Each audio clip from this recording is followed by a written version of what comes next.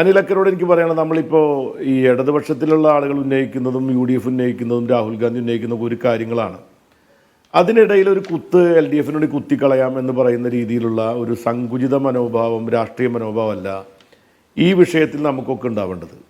ആ ഒരു പക്വത നമ്മൾ ഈ ഘട്ടത്തിലെങ്കിലും കാണിക്കണം. അതല്ലെങ്കിൽ നമ്മളെല്ലാം BJPയെ പോലെ തന്നെ ഒരു ചീപ്പ് പൊളിറ്റിക്സിന്റെ ഭാഗമായിട്ട് ആളുകൾ ഇതിനെ കാണും. കാരണം ജനങ്ങൾക്ക് ഇത്രയുമുള്ള ചക്രാത്തി പോരാട്ടങ്ങൾക്കൊന്നും ഈ പറയുന്ന ക്രിമിനൽ കേസ് കേസെടുക്കാൻ കഴിയില്ല മൗലികമായ ചോദ്യം. നമുക്ക് ഈ എടുത്തിട്ടില്ലെങ്കിൽ ഇവിടെ എടുക്കാം. അല്ല ഞാൻ പറയും, അല്ല അതാണ് ഞാൻ പറഞ്ഞത്. ഞാൻ അതിലേക്കാണ് നിഷാദ വരുന്നത്. അപ്പോഴേക്ക് ഇടയിൽ കയറല്ലേ. ഞാൻ പറയുന്നത് അതിൻ്റെ അർത്ഥം അനിലക്കര പറഞ്ഞ കാര്യത്തിനകത്ത് സാങ്കത്യമില്ല എന്നുള്ളതല്ല. അനിലക്കര പറഞ്ഞ കാര്യത്തിനകത്ത് ഇവിടെ ക്രിമിനൽ കേസ് എടുക്കാനുള്ള സാധ്യതയെ പറ്റിയും കൂടി ഞങ്ങളിപ്പോൾ ആലോചിച്ചുകൊണ്ടിരിക്കുക. ഞങ്ങളെന്ന് പറഞ്ഞാൽ ഞങ്ങളതിനെപ്പറ്റി കേസ് കൊടുക്കാൻ പോകണം. ഇപ്പോൾ കോൺഗ്രസ് ഇപ്പോൾ ക്രിമിനൽ കേസ് കൊടുത്തതുപോലെ തന്നെ ഈ ഇടതുപക്ഷ മുന്നണി എന്ന നിലയിൽ അതിൽ സ്ഥാനാർത്ഥിയായിട്ടുള്ള ആളെന്ന നിലയിലും ഇതിൻ്റെ ക്രിമിനൽ കേസിൻ്റെ സാധ്യതയും കൂടി ഞങ്ങളിപ്പോൾ പരിശോധിച്ചുകൊണ്ടിരിക്കുകയാണ്.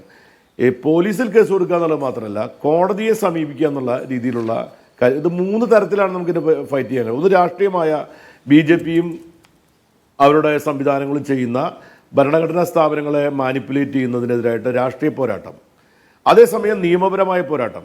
മറ്റൊന്ന് നമുക്കിതിനായിട്ട് ക്രിമിനൽ കേസ് എടുത്തുകൊണ്ടുള്ള ഒരു ഗവൺമെൻറ് എന്ന നിലയിൽ അതിനെ നേരിട്ട് തന്നെ അത് ക്രിമിനൽ കേസ് എടുക്കുന്നതിന് ആവശ്യമായിട്ടുള്ള നടപടി സ്വീകരിക്കാൻ വേണ്ടിയിട്ടുള്ള പോരാട്ടം. ഇത് ഒരുമിച്ച് നടത്തേണ്ട കാര്യമാണ്. അക്കാര്യത്തിൽ സംസ്ഥാന ഗവൺമെൻറ് കേസെടുക്കേണ്ടതാണെങ്കിൽ എടുത്തേ പറ്റൂ. അത് സംസ്ഥാന ഗവൺമെൻറ് തടയുന്നൊന്നും പറയുന്നൊന്നും ശരിയായിട്ടുള്ള കാര്യമല്ല. അത്തരം തടച്ചിലുകളൊന്നും ഉണ്ടാകാൻ ഞങ്ങൾ അനുവദിക്കാനും പോകുന്നില്ല. അങ്ങനെ കേസെടുക്കേണ്ട ഘട്ടത്തിലേക്ക് അത് വരാൻ പോവാണ്. അത് കേസെടുക്കുന്നതാണ് ഞാൻ വിചാരിക്കുന്നത്. ഇവിടുത്തെ പ്രശ്നം എന്ന് പറയുന്നത് വളരെ ഗുരുതരമായിട്ടുള്ള ഒരു നമ്മുടെ ജനാധിപത്യ നൈതികതയുടെ പ്രശ്നം ഇവിടെ ഉയർന്നു വന്നിരിക്കുകയാണ്. നമ്മുടെ രാജ്യത്തിൻ്റെ ഭരണഘടനാ സ്ഥാപനമായിരിക്കുന്ന ഇലക്ഷൻ കമ്മീഷൻ, അതിൻ്റെ ഇലക്ഷൻ കമ്മീഷൻ നിയമിക്കുന്ന കാര്യത്തിൽ മുതൽ തുടങ്ങിയിട്ടുള്ള പൊളിറ്റിക്കലായിട്ടുള്ള ഇടപെടൽ BJP വന്നതിന് ശേഷം കോടതിയുടെ നടപടികളെപ്പോലും നിയന്ത്രിക്കുന്ന തലത്തിലേക്ക് അവർ വരാൻ ശ്രമിക്കുകയും ഇലക്ഷൻ കമ്മീഷൻ പോലെയുള്ള രാജ്യത്തിൻ്റെ ഏറ്റവും പ്രധാനപ്പെട്ട, നമ്മുടെ രാജ്യത്തിൻ്റെ ഒരു ജനാധിപത്യ സംവിധാനത്തിൽ ജനങ്ങൾ തിരഞ്ഞെടുക്കപ്പെടുന്നൊരു ഗവൺമെൻറ് ആണല്ലോ രാജ്യം ഭരിക്കുന്നത്. ആ ജനങ്ങൾ തിരഞ്ഞെടുക്കപ്പെടുന്ന പ്രക്രിയ നിയന്ത്രിക്കുന്ന ഒരു ഭരണഘടനാ സ്ഥാപനമായിരിക്കുന്ന ഇലക്ഷൻ കമ്മീഷൻ അതൊരു പൊളിറ്റിക്കൽ അപ്പോയിൻമെൻ്റാക്കി BJP മാറ്റിക്കഴിഞ്ഞിരിക്കുകയാണ്. ഇപ്പോൾ രാഹുൽ ഗാന്ധി ഉയർത്തിവിട്ട ഒരു വലിയ കൊടുങ്കാറ്റിനെ തുടർന്നുണ്ടായിട്ടുള്ള പ്രക്ഷോഭം പോലെയുള്ള പ്രക്ഷോഭം പോലും ഈ ഇലക്ഷൻ കമ്മീഷൻ്റെ പൊളിറ്റിക്കൽ അപ്പോയിൻമെൻ്റാക്കി മാറ്റുന്ന ഘട്ടത്തിൽ നമ്മുടെ രാജ്യത്ത് ഉണ്ടായിട്ടില്ല എന്നുള്ളത് നമ്മളെല്ലാവരും ഒരുപോലെ കാണേണ്ട ഒരു കാര്യമാണ്. നമ്മുടെ മീഡിയകൾ പോലും അതിൻ്റെ ഗൗരവം ആ രീതിയിൽ ജനങ്ങളിലേക്ക് എത്തിക്കുന്ന കാര്യത്തിൽ പരാജയപ്പെട്ടു പോയിട്ടുണ്ട്.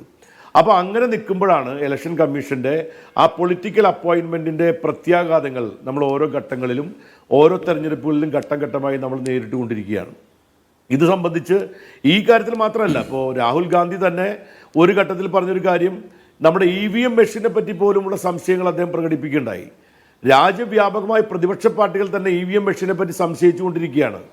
ലോകത്തിലെ എല്ലാ ആധുനിക ശാസ്ത്ര സാങ്കേതിക വിദ്യയും കരഗതമാക്കിയിട്ടുള്ള അവിടുത്തെ ജനത വളരെ മുന്നോട്ട് പോയിട്ടുള്ള രാജ്യങ്ങളിൽ പോലും ഈ പറയുന്ന EVM മെഷീനുകൾക്ക് പകരം പേപ്പർ ബാലറ്റ് ഉപയോഗിച്ച് ഇലക്ഷൻ നടക്കുമ്പോൾ നമ്മുടെ നിരക്ഷരായിട്ടുള്ള നിരവധി ആളുകൾ ജീവിക്കുന്ന ഈ രാജ്യത്തെ ജനങ്ങൾ EVMലേക്ക് തന്നെ തിരിച്ചുപോയി വന്നിരിക്കുന്നു എന്നുള്ള ഇതൊരു ആധുനികത നാം സാംശീകരിക്കുന്നതിനേക്കാൾ അപ്പുറത്ത്